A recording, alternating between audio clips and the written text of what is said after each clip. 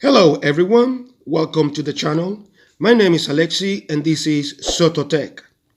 In this video, I'm going to do a specs comparison between the Galaxy M51 and another phone that has pleasantly impressed me this year, the Poco X3 NFC.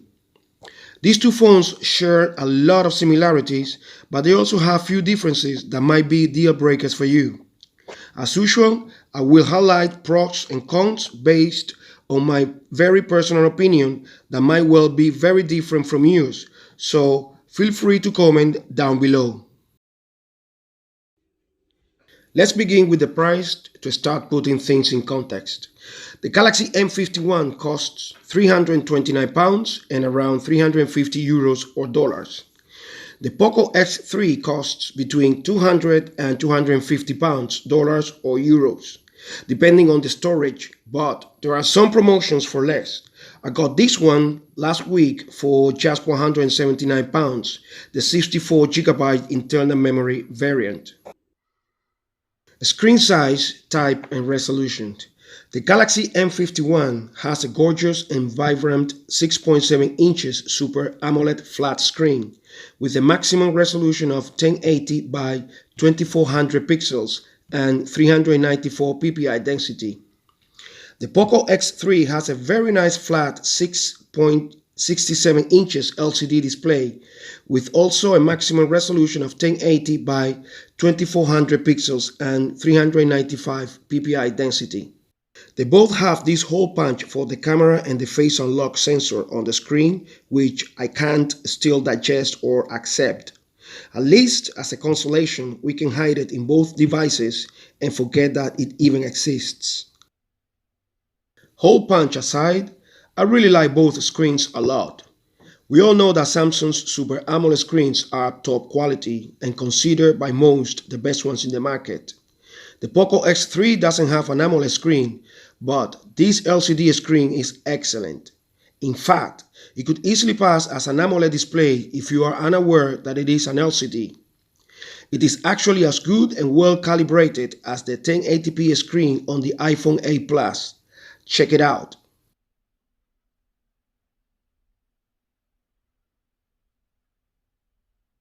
My point is that you should be very happy with it too. And screen quality should not really be a determining factor to go for one phone or the other. They are both excellent in my opinion.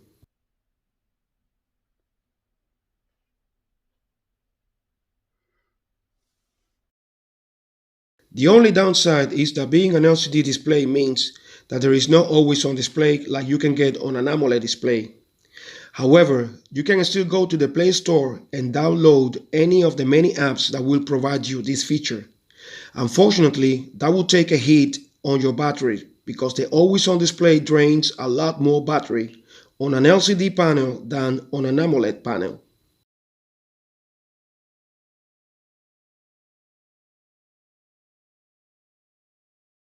Now, while the screen on the M51 is just 60Hz refresh rate, which, to be honest, I'm absolutely fine with.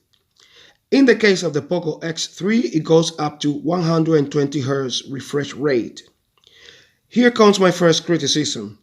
I'm not in the camp of those who dribble over the 120Hz refresh rate and see it as a must-have feature. It's not a deal breaker for me at all, as long as the phone is well optimized and runs smoothly enough.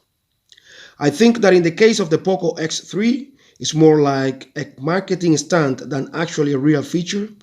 I honestly don't see any difference between the 120Hz and the 60Hz refresh rate. I actually think it's rubbish. There's no real smoothness. Check it out by yourself and let me know. It doesn't really look that smooth when you scroll up and down. I'm seeing lots of frame drops in the process. Can you see it? Rubbish. That's why I disabled it and I just used the 60Hz refresh rate, which is the same or better in my opinion, and safe battery.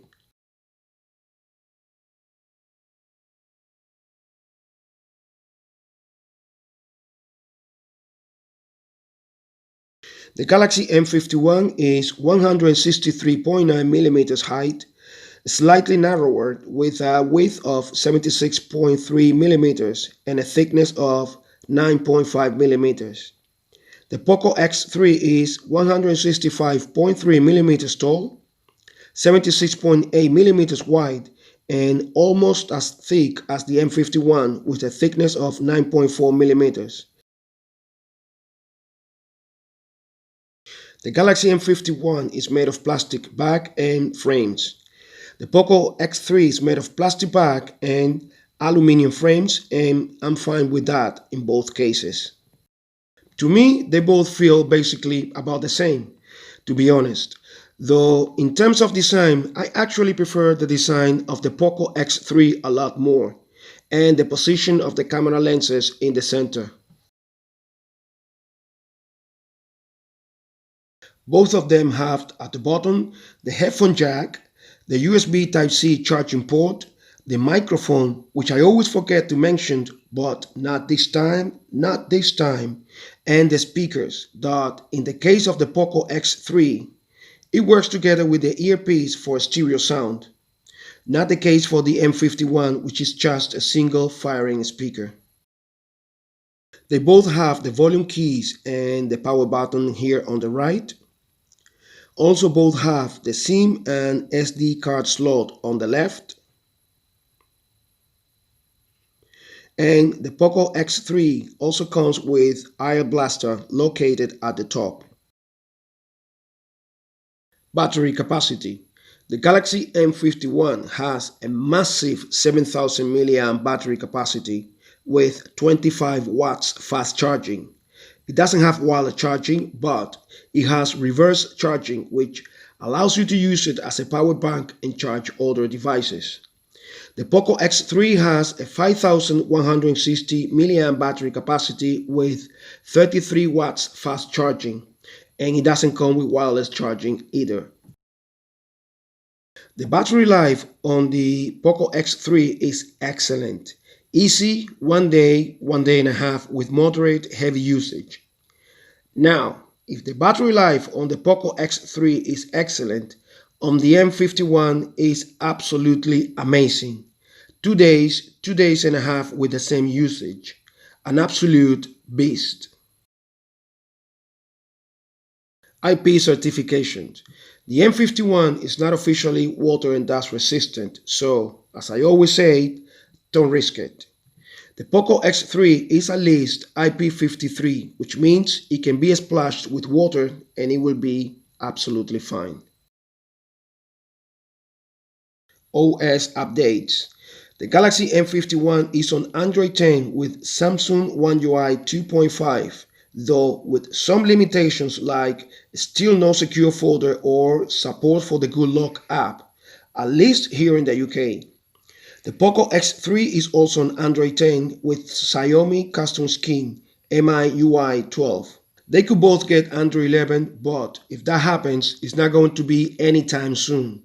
Anyway, as I have said before, Android 10 is very polished with nice and useful features, plus the features added by both companies on top of a stock Android. And as far as I have seen, Android 11 for the most part is just bringing more cosmetic changes or minor tweaks than actually new and groundbreaking features. Let's talk about internal memory and RAM. The Galaxy M51 comes with 128 GB of internal memory and 6 or 8 GB of RAM, depending on the market. The Poco X3 comes with 64 GB and 128 GB of internal memory with just 6 GB of RAM. On both, you can add the microSD card to expand the internal memory. On the M51, you can expand it up to 512 GB, but only up to 256 GB on the Poco X3, unfortunately. Processor. The M51 comes with the Snapdragon 730G and the Poco X3 with the Snapdragon 732G. I don't see any difference in terms of performance. For day-to-day usage, in terms of using normal apps like messaging, emailing, phone calls, normal games, they perform well. All apps open relatively fast and work well. Once again, though, These are really good and competent chips. Don't expect them to be 100% lag or status free. That could happen occasionally. However, the general performance is absolutely fine unless you want to use them for high graphic intense games all the times. In that case, I think you should look somewhere else and get a more expensive proper gaming phone. In any other case, I think you shouldn't be concerned about the general performance on both phones.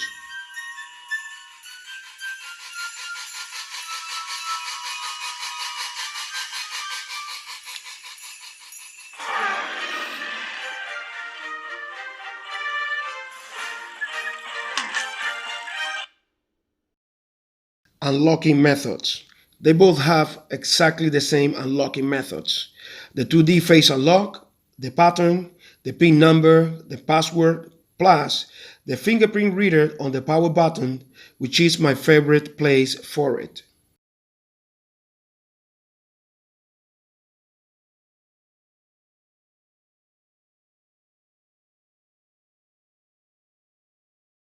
Mobile payment methods. The Galaxy M51 doesn't come with Samsung Pay, which is still considered the best mobile payment in the world, but like the Poco X3, it comes with NFC.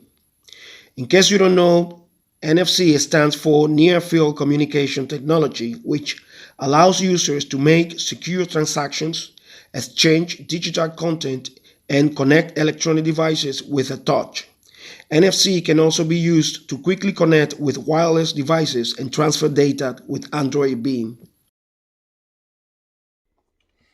Last but not the least, cameras. The M51 has a 64 megapixel main wide lens, but by default it is 16 megapixels, which I prefer. The second lens is a 12 megapixels ultra wide angle lens. The third lens is a 5 megapixels macro lens, and the fourth one is a 5 megapixel depth sensor. It doesn't have optical image stabilization or electronic image stabilization in any of the lenses. You can record video at 1080p and 4K 30 frames per second. The front-facing camera is a 32 megapixel lens, but 12 megapixels by default, and you can also record 1080p and 4K videos at 30 frames per second. The Poco X3 also has a 64 megapixel main wide lens, which is also 16 megapixels by default. The second lens is a 13 megapixels ultra wide lens. The third lens is a 2 megapixels macro lens, and the fourth one is a 2 megapixel depth sensor lens, also without optical image stabilization or electronic image stabilization. You can record videos at 4K 30 frames per second, 1080p, 30 and 60 frames per second with electronic image stabilization. The front-facing camera is a 20 megapixel lens. You can record videos at 1080p 30 frames per second. No 4K video recording, unfortunately. Both phones deliver good quality pictures with good amount of details, but I want to reserve my final judgment as to which one is actually better for the full camera comparison video coming soon. So stay tuned for that one and subscribe to the channel if you haven't, so you get the notifications and don't miss it. To conclude, which of these two inexpensive phones to get if you are looking for something for yourself or as a Christmas present right now for your child, your sibling, your grandpa, or your granny? If you want a phone with the longest battery life possible of 2 days or more from a single charge, with a good camera, you prefer Samsung One UI on top of a stock Android. Always on display is important to you, and you don't mind paying a little bit more for what it offers, then the M51 is the one for you. Now, if you want a phone with a stereo sound, which is at least officially certified water splash resistant, having a supposed 120 Hz refresh rate displayed, though questionable, is important to you, a more beautiful design with also a good camera, and want to save a little bit more money, then the Poco X3 is the obvious choice. Either way you go, you're going to be happy with your choice. These two phones are the living proof that the vast majority of people don't need the ridiculous expensive phones we are seeing lately from basically all brands. This is all you need. Let me know what you think in the comments down below. Thanks for watching this video. I hope you enjoyed it. I would really appreciate if you subscribe to the channel if you haven't and help me grow as fast as possible. I put a lot of effort into making these videos despite my workload as a teacher, so your subscription is a powerful motivation to keep bringing more content to the channel. Once again, many thanks to all those who have already subscribed. I really appreciate it. Don't forget to hit the bell icon so you get the notifications of future videos. See you in the next one. Hasta la vista.